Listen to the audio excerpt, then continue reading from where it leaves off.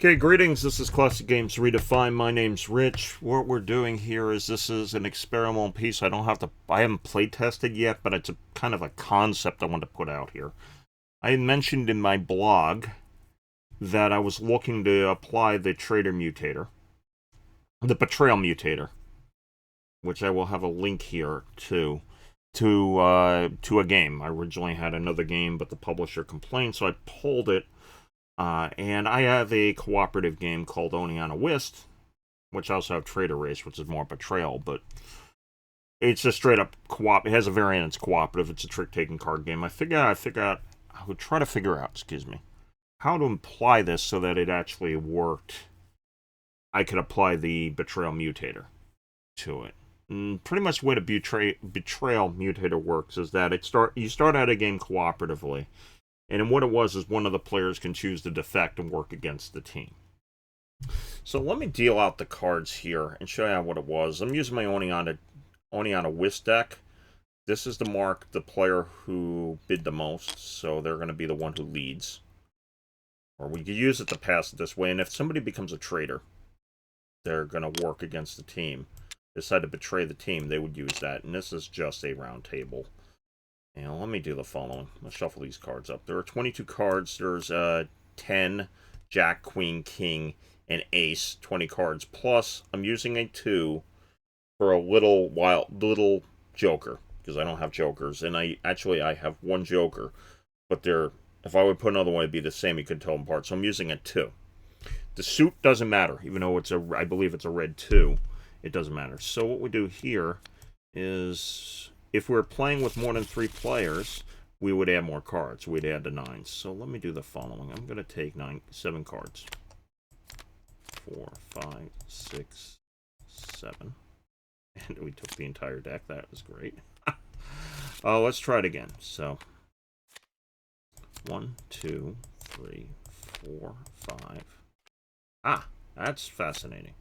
I'm going to do it this way. I'm only going to take them. I'm going to take 5 at a time. 2, 3, 4, 5.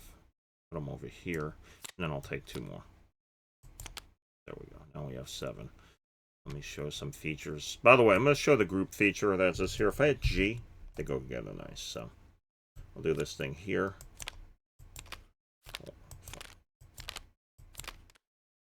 And I did it again. See what happens? Apparently, if you take too many. 5. That's interesting. So we'll take them from the side. I'll do it that way. 4. And 3. So there's 8 cards left, and then we take this. 2, 3, 4. I could also deal a feature to this. 5. Now, these cards are here. You played a set number of points around, so the trump suit there is spades. Before the round, what you can do here is that you're keeping track of score. One player can choose the defect. I'll show you in a minute. Anyhow, what you're going to do here is, let me just give you how the bidding was. Players will look over their cards, and they try to bid how many tricks they're going to make. Let's say this player's here. I'm just putting the cards out so you can see what the guy's hand is. And like this, and like this. Oneonta Whist is kind of my go-off for a trick-taking game, and we'll say this guy is it here. So what you can do is you're keeping track of score with some scoring mechanism. I'm not going to even use that, but you'll look over your cards and try to bid how many tricks you can take, knowing that the trump suit here is spades. And then you do that, and all 3 players have to equal the number of tricks they can take in a game, which is 7. So they're going to go ahead and do the bid, and what they do is when you're playing straight up cooperative, the scoring is as follows. If all the players make their books, they score 1 point. If they fail to make their book, one of them, they all lose 1 point, or the dummy side gains a point, if you want to track it that way. And actually, we'll have it that the dummy side gains a point.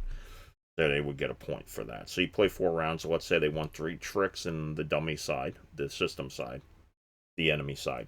1-1, their score would be 3 and it's 1. So it goes like that way.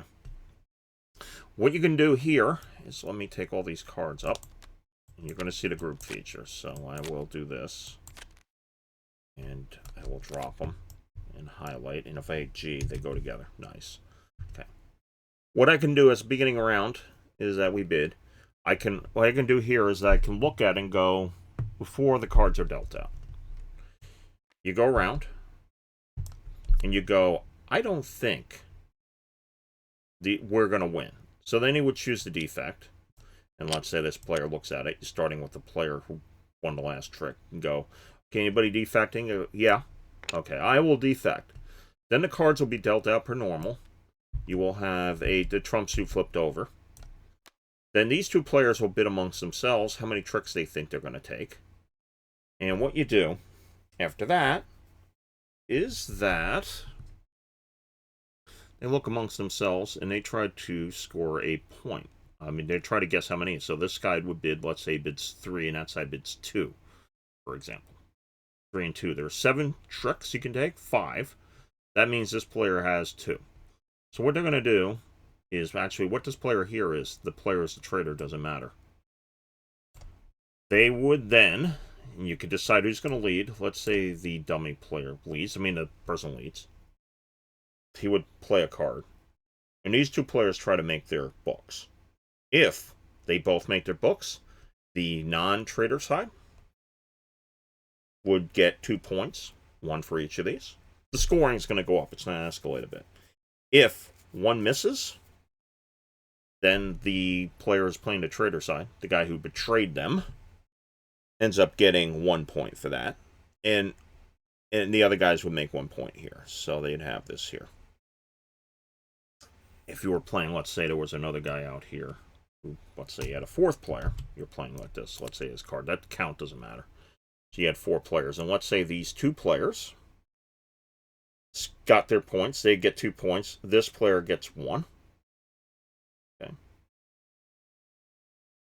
That's in the 4-player game. In the 3-player game, so, and let's say, for example, these 2 players are off. This player gets it. These guys here would get 1 point for scoring for the round.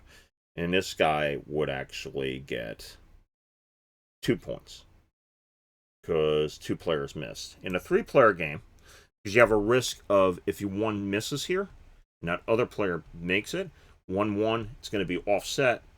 What it was is that these players here, 2 and 2, they would each get a point. Each side gets 1 point each. And if this player here, for example, managed to make exactly what he had while messing these guys up, he gets an additional point. So he wants to play for it. That doesn't matter in this game here. So what you're doing here is that you're going to look at your hands and decide whether or not you want to start messing up with their player's defect, and then you start battling against them. And that's the essence of what happened here, is that one of the players defects and becomes the game system, tries to beat the other players. Anyhow, I apologize. That was a little bit unclear. We'll have links to different ways to play this game here, and I'll have it in the description, wherever else. So we'll post a link. So anyhow, that's the latest. I do want to thank you for watching, and may your die always roll 5.